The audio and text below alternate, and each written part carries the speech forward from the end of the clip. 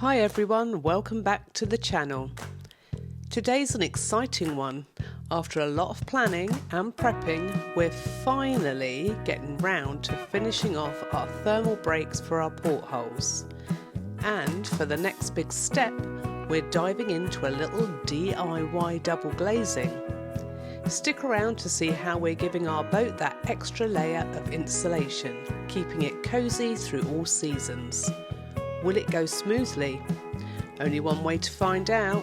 Stay tuned. Like we always say, we make the mistakes so you don't have to. And welcome back. So, a couple of videos ago now, I think, we promised you that we were going to be making some more thermal breaks. Because we admitted that our video around about 10 months ago, yeah, that we made some thermal breaks for our windows. We did only actually make one big one, one little one, didn't we? We did too. We did it's too. Not bad going. Yeah, I think the weather then sort of got better. Yeah, summer came. Yeah, and we sort of didn't bother, but we are going to make the rest of them today. So if you missed that video, we'll do a quick overview of how to make them for portholes. We're just going to do porthole ones, not our large windows. And we are going to do some DIY double glazing. Oh. We are. We. It will be we. It won't. I'm not doing it. Exactly. Oh, well, okay, it'll be me then, will it? I've done the main bit already. Okay, he's ordered the stuff. Measured. Paid for it. You can stick them. So, yeah, this is for our bow doors. So it's something, again, that we've talked about and haven't yet done. And finally, we've got the stuff to do it. I'm looking forward to getting them done, actually. Yeah, it hopefully should make a big difference. Oh, yeah, huge. Yeah. So first things first, are we going to do that first? Double glazing first? All right. He's a bit indecisive today. Yeah, let's do that bit then. We'll do that bit. So I need to give the windows a good clean first. Okay. Here we go. So first of all, I'm going to give the inside of the windows a good wash, just with some soapy water. Because I guess once it's on, then that's it, innit? Yeah, you can't take these ones off. No. I mean, you can, but then you've got to re-glue it all. Yeah, we'll have to make sure that it's completely dry, otherwise it will condensate behind it, won't it? Yeah. Yeah, I have to wash the windows and leave them for a bit. Yeah.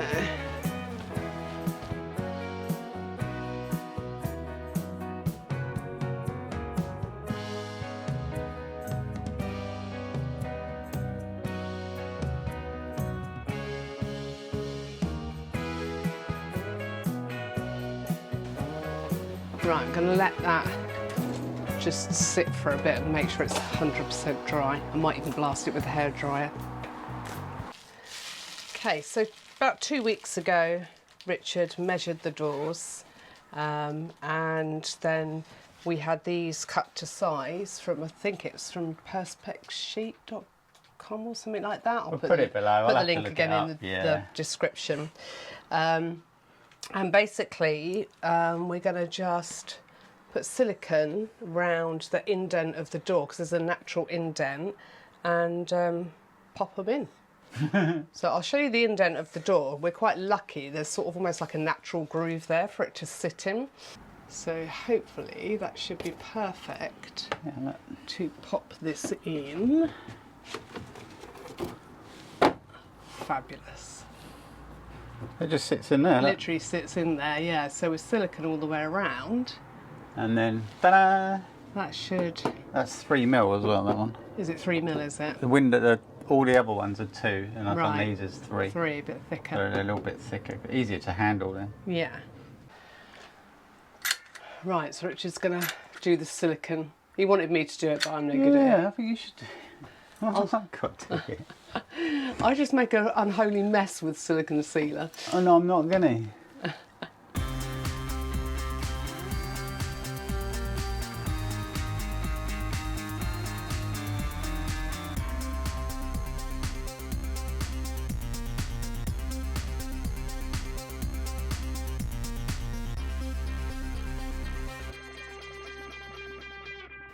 Okay. Go for it then. So, well no, we need to pull the stuff off first. So I've got these sucker tools already. Oh, there's a hair. That's outside. I know. Oh no, I don't know if I want to be responsible for this.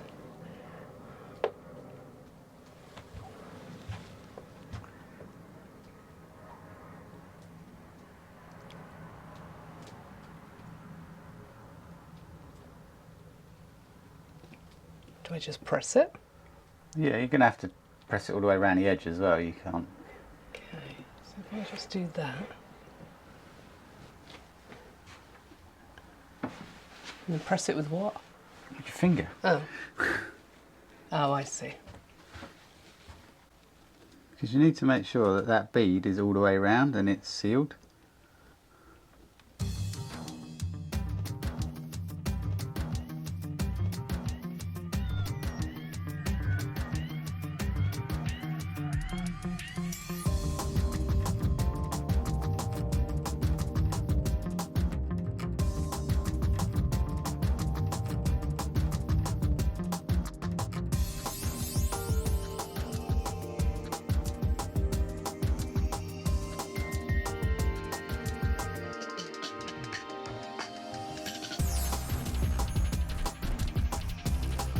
So a little tip here, like we always say, we make the mistakes, so you don't have to if you decide to do this, is you definitely need to sort of smooth around the silicone before you put the perspex in, because we had on the first one loads of globules of it and it didn't look very good at all.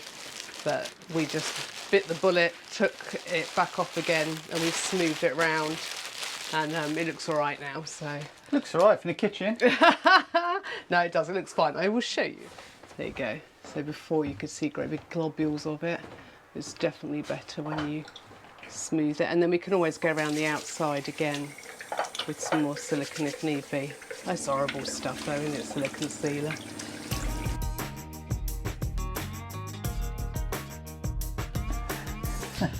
Okay, we had a lunch interlude. Do have a nap now, actually. So the front looks okay, the bow doors look okay. Hopefully it'll work. Yeah, so definitely need to smooth the silicone before blobbing it on. There was like great big globules of it and that would have driven me up the wall. I'll just pull the curtain. No, but it looks all right now. So that's really good. And now thermal brakes. So Richard's made one more already. So we now have two and we've got another, how many to go? Three more to go. So we're not going to put one on the bathroom window because we need to be able to sort of open that easily for ventilation. Yeah. And we decided we're not going to make any more big ones because the reason for these is a bit of warmth, but actually more than anything else, it's for the condensation. And we find that when we have the fire on down this end of the boat, we don't really then get condensation, do we? We don't get a lot. It's not too bad. It's weird. Yeah. And also having access to the big windows like cooking and stuff like that, we can open them then, and I guess that gets rid of the humidity. Yeah. So we've got one big thermal brake, which I'll show you. So this is the big one that we made, oh gosh, some months ago. They do work. Yeah, we're using this one at the moment in our damaged window, like the window that's got the damaged frame that we bashed in going down the K&A, because that one does sort of get condensated because basically there's sort of gaps at the moment, isn't there? I'm not 100% sure, to be fair. No, but we'll stick it in that one. Yeah, we stick it in that one, and that seems to do the job in that one. So, little recap on how we made these, if you never did watch our first video on it. So, again, ordered cut to size, and I did put all the dimensions previously, but I'll pop the dimensions on again. Can you remember? People's might be different. Yeah, this is obviously, we've got 440 millimetres. 440, there we go. Pre-cut to size. They do take about 2 weeks to come. We're hoping it from this firm, yeah. I reckon if you got them from somewhere else, they might come quicker. And then this stuff. Flex. What is this called again? It's like door seal. Basically. Yeah. It's like a It's just a seal. Yeah. That obviously sort of opens up, doesn't it? Yeah. Where did you get this from? Is this Amazon? No, this... Oh, I'm not actually sure. It might have been. No, it was Amazon. Yeah? But they've got a big shop and they do all kinds of bits and pieces. Yeah, okay. I've got the thing down there, but we'll put it up later. Yeah. So, yeah, and they're really easy to make, and they really do, you notice the difference. When you feel against these when they're in the window, you don't feel that coldness, do you? Oh, not at all. You put your hands behind the curtain, you can feel the cold coming off the window. With these in, you don't. Don't feel it at all. And plus, it does completely eliminate the condensation. It does. Unless you do what I did, which was clean the windows, not make sure they're fully dry and then put it in. And then, of course, you trap the moisture. So you have to make sure your windows are nice and dry. So Rich has basically just taken the plastic coating off of the yeah, and then just it goes into that gap. Literally pushing it in the gap. It's easy as that. It's not that easy. Well, it's not that easy to get on, is it? No, that's they're really very tight. true. Yeah, but they're really tight because they're designed to be tight. But you've got to put it on and sort of wiggle it and get it right down to the edge. Yeah. It feels like it's on, but then all of a sudden it goes a lot further. It's sort of like clips, doesn't it? You sort of hear it when it's on. Well, no, it's got like teeth. Yeah. That grip it as you push it in, and they're quite difficult to get through. But then we did buy the tightest one to fit well. Yeah. So we knew it'd fit.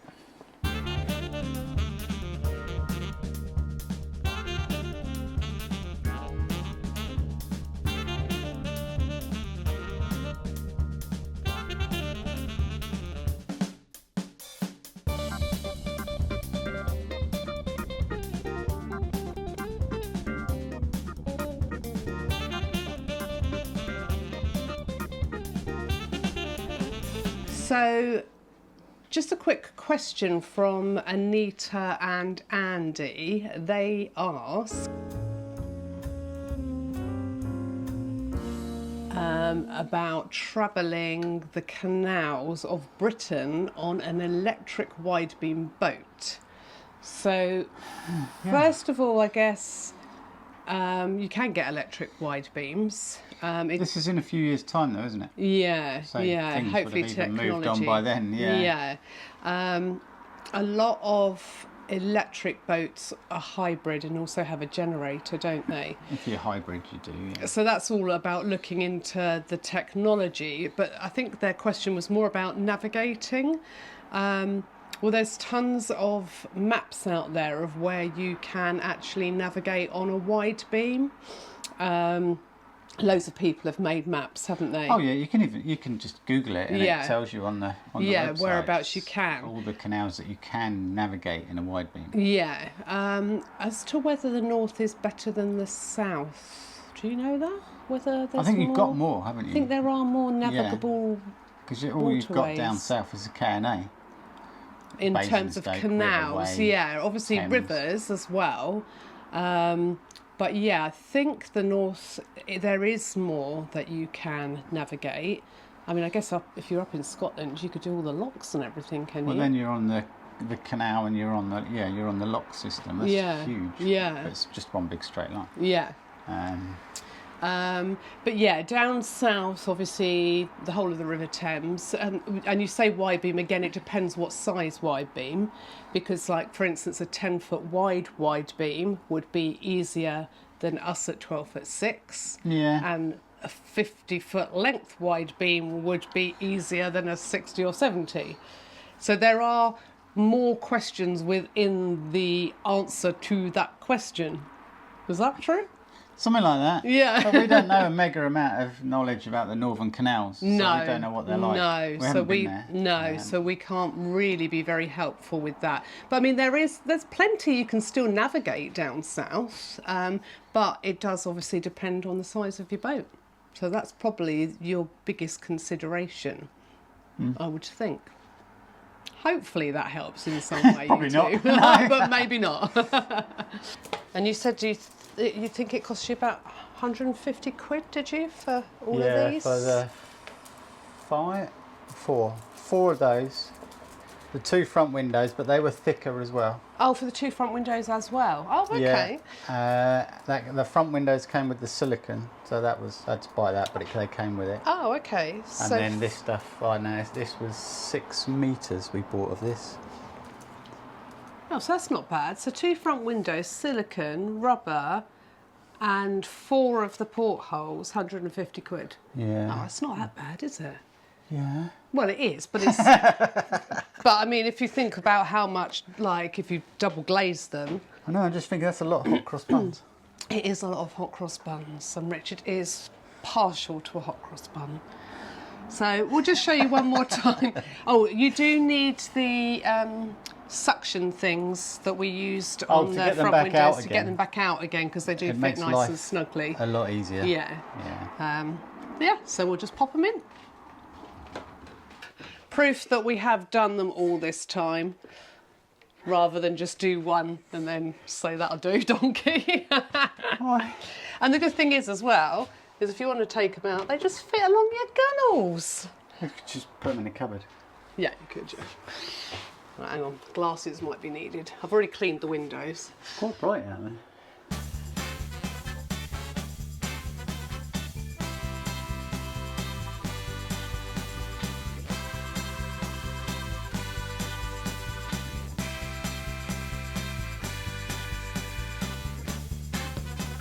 Perfect. Yay! Oh, weekend job's done. Yay! Good for that.